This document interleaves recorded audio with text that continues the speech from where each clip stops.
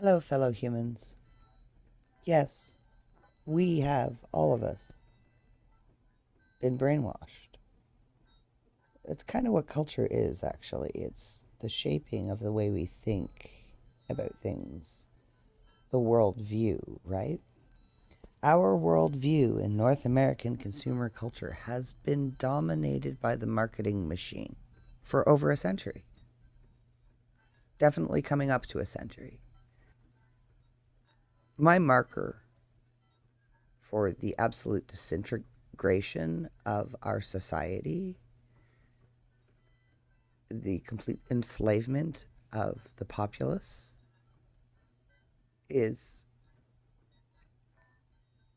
it definitely feminism has been the primary instrument of it. One of Edward Bernays' first publicity stunts, and in most accountings of Edward Bernays now, people say that he did this at women's rights demonstrations, but no. The first time he did it was on March 31st, 1929, at the New York Easter Day Parade, at the behest of cigarette companies that needed to corner the female market, and advised by psychology that cigarettes to women represented male power, let's say. And so he got a bunch of young women to stop at a point in the New York Easter Day Parade on March 31st, 1929, as far as I recall the facts. Got them all to pull out cigarettes at the same time, light them up, and call them torches of freedom. Edward Bernays actually wrote a book called Propaganda. He very overtly admitted that the Council on Public Relations was the rebranding of propaganda because the word propaganda got tainted by the Nazis. And since its institution, it has been the dominant force in North America. Nobody ever talks about the marketers, the people who are actually swaying your perception of things. And the fact of the matter is the vast majority of North Americans are not democratic citizens. Because in a democracy, you actually have to be participating in the functioning of society, not just reaping the benefits of it and going, okay, I trust that these people who are making all of this money and making me run around for all of this crap are doing all of this in my best interest. All of these people who are moving me further and further and further and further away from what I actually naturally am,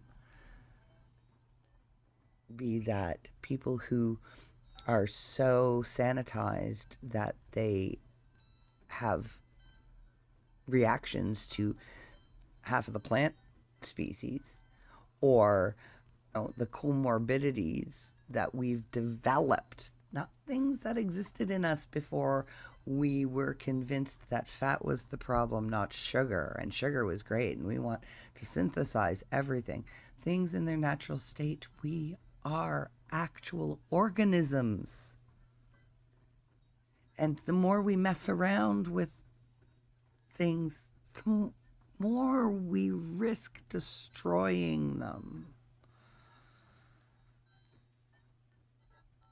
I'm so sad. Human beings, we're beautiful, beautiful creations. We are literally treating our bodies like they are nothing but sex toys at this point. What is wrong with drag shows for kids? Kids are not sexual beings. They should not be treated as such. Inducing orgasms in children before puberty causes all sorts of havoc. And I speak this from personal experience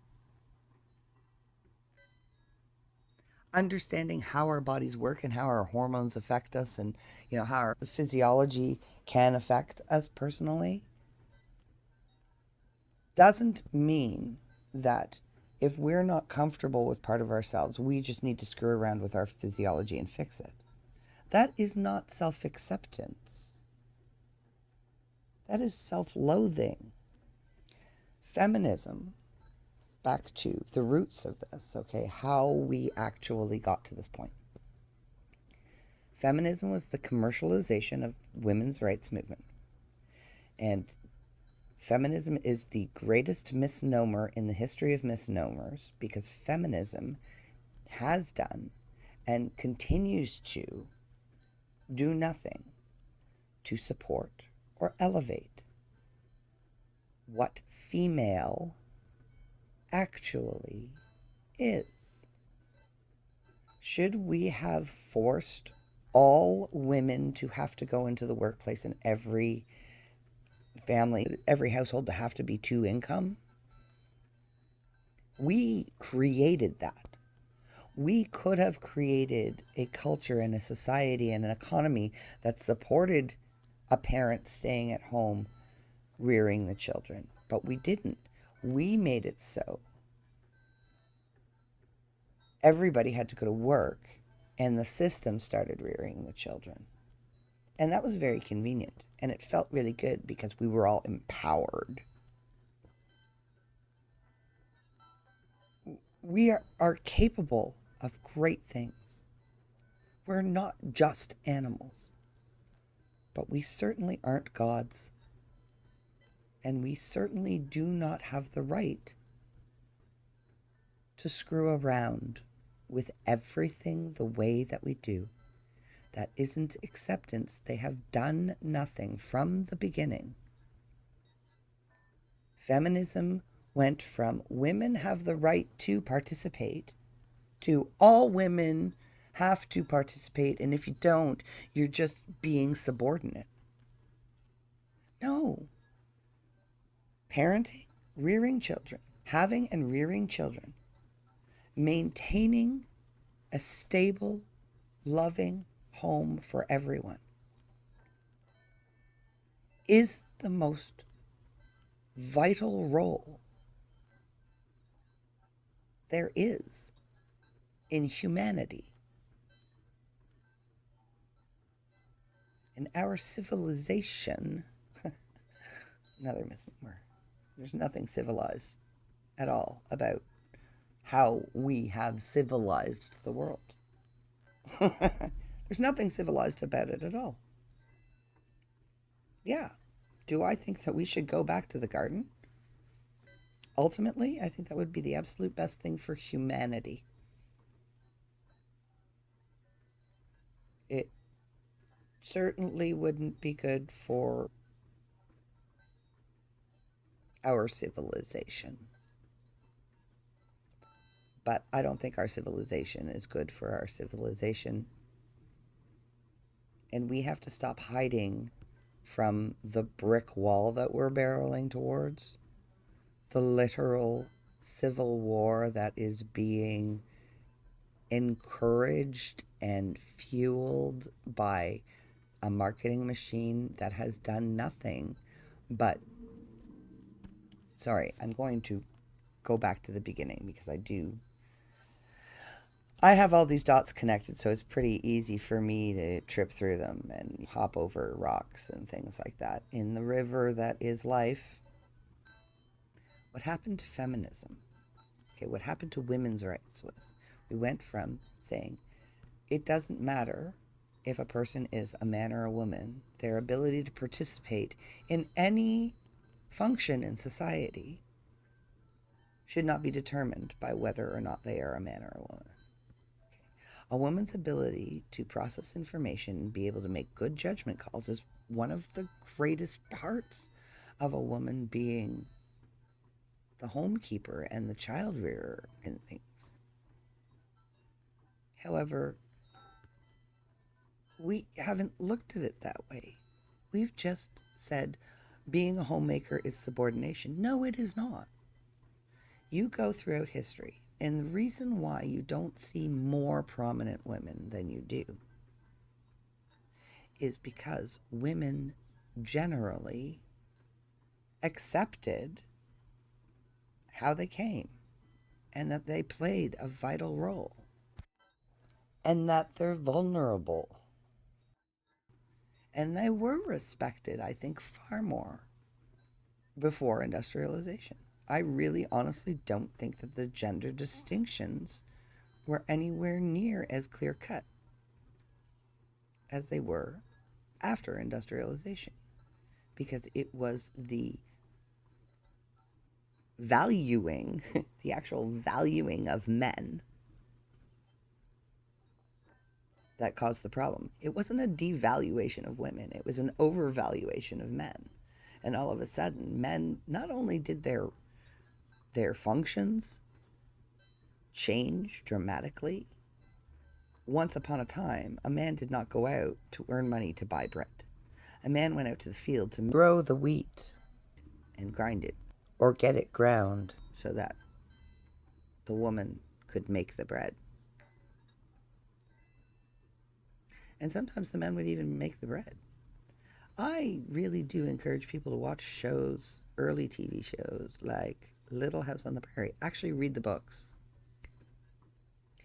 It's the way our worldview is shaped. Feminism became about overcoming the short end of the stick that women got physiologically, and the supposed subordination of them because of that. Because men are bigger and stronger and they can bully us around. Don't think for 1 second that a woman cannot be a bully. Because I will tell you, I did not have a fun childhood. I was bullied by everybody, and I will tell you, boys can hurt you, but girls, they're nasty. They're nasty. And we're seeing that. We're seeing that as we stop judging, discerning people who should hold power based on their character and their values and what it is they're actually promoting, and doing it just basically because they fit a certain package that we're looking for. And it's easy. We all want an easy package, pigeonholes, some sort of descriptor. So Cole's notes, so we don't have to read the book. Like, it's so... And we wonder why everyone is so discontent and everyone's a victim, because we refuse to accept anything. Just had to say it. We're all responsible. And justifying hate, it just, everybody's wrong. We are limited and we are sinners. I am not a sex object. And that is really what they've turned us all into. That's what feminism did. Feminism rebranded the objectification of women as empowerment. Feminism was a misogynistic booby trap from day one. And the TERFs will tell you, it worked. And people like me who never, ever, ever, I really found it offensive and still find it offensive that feminists seem to think that they speak for me. And this is coming from a woman and a mother who in 1992 determined that what they were talking about in terms of gender and all of this stuff at the time, everybody is fluid in, and it's not something that is, it is related to physiology in that we create hormones. Our bodies create hormones. But those hormones are affected by a great many things. And one day I might just do a whole exposition on the fact that I believe I just produce a lot of hormone. Maybe I'll do it right now. I think that was triggered by sexual activity that happened way too early in my life. And I just became like a hormone producing machine. And I had somebody in high school once describe me as a walking, talking erogenous zone. And I guess that makes sense, okay? I have borderline personality disorder, which I believe is really something that develops when people like me, who are born as sensory perceivers, I literally feel everything. When we are simultaneously overstimulated and then shamed for being overstimulated, we should be able to control ourselves. Yeah, just go around and incite me. And this is what happened to men, right? All of a sudden, feminism and sexual freedom for adults meant it has to be in everybody's face. And at this point, we're literally wagging it in the faces of babies, and people don't see this as wrong. We are creating laws and entertaining narcissistic behaviors based on the work of literal pedophiles and based on the research that was done that was an absolute disaster for the children involved. Okay, John Money's experiment resulted in 2 dead people, completely tortured individuals. I believe that I don't want to watch the whole thing. I've seen some of it, but I really do believe that the world needs to witness I Am Jazz to see how horrifically wrong this experiment is going. I personally believe that every single person involved in the exploitation of this soul should be charged with crimes against humanity, because not only have they irreparably damaged that person, but they've used it to encourage other people to do the same to children, completely messing up an entire generation. And when these minds that have been literally screwed have to take over as grown-ups and run the world, what is going to happen? Crimes against humanity are happening today. Does that sound extreme? It is. That's why I'm screaming. Thanks for listening. Narrative bullshit. It's propaganda.